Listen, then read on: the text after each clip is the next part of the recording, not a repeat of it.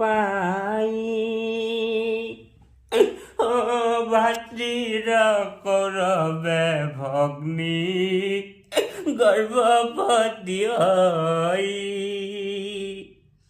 ও ভগৱান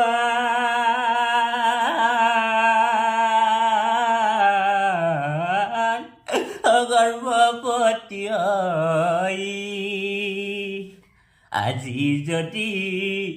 কওঁ দুইকো ভাই ভনী বুলি মহালজ্জা পাব আৰু দুয়ো যাব মৰি হে ভগৱান